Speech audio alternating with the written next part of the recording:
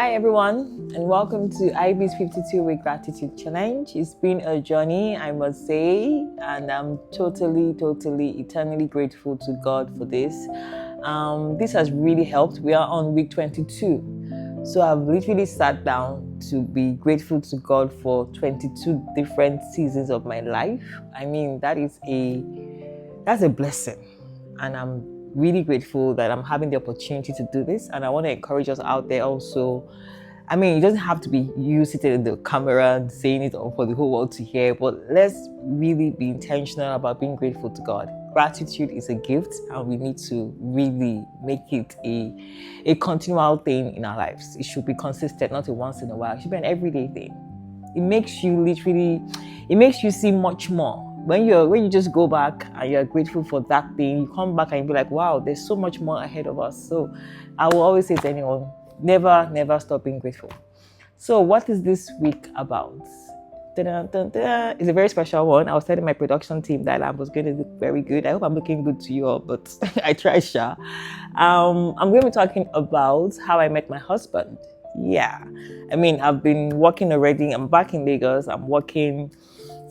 I mean, that time, that pressure of marriage is real. Let me not deny that it's real. But it actually left to you if you want to be pressured or not. So it's your choice. But it is there, and there was a lot happening. In terms of relationships, I have a whole book to write on it. But I just want to focus on this aspect, which is how I met my husband. Funny enough, I knew him in secondary school. I knew of him. I don't think I spoke much. We spoke at all in secondary school. He was in my secondary school, Focus Secondary School. He was my senior, I think 2 years ahead of me. I joined the school SS1, and then he was in SS3. So we just had a year together in the school. He was very far from me. No, I'm not sure it was any interaction.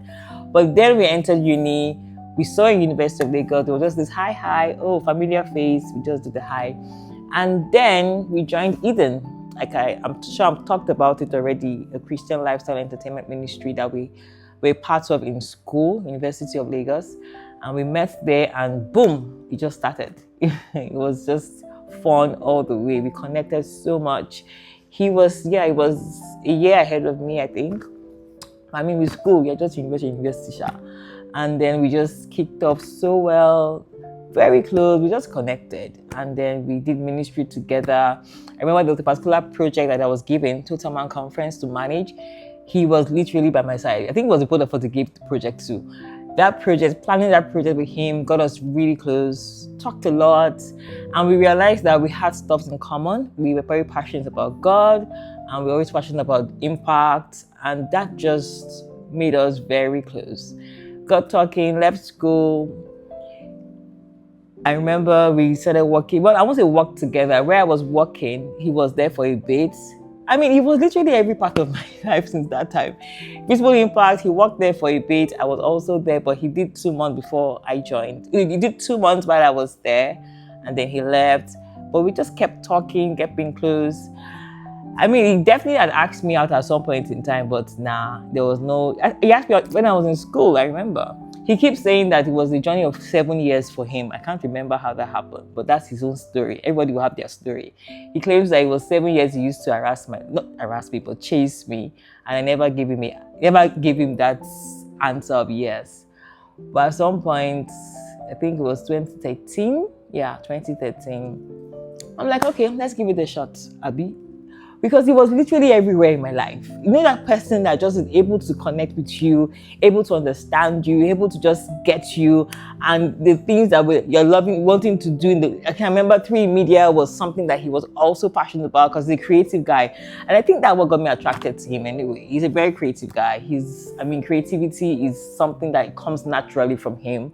And then he loves it because we both love seeing excellence and good work for the kingdom. And it was just a fantastic combination, I would say. And lo and behold, he proposed to me, we get married, and we're living happily ever after. But I just want to thank God for Paul. I will talk about marriage later.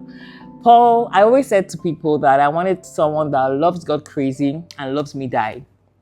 And yeah, that's Paul for you. everybody knows he loves me die and he loves God crazy. He's someone that is very kind, is very caring, is loving.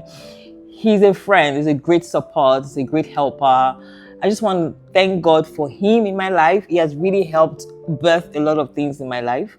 I know you all say a woman is supposed to be a helpmate to a man, which is who I am, I believe, to him. But he also is this great support to me, being able to do all the things that God lays in my heart to do. He's a great supporter of it, always putting me out there to just go and be.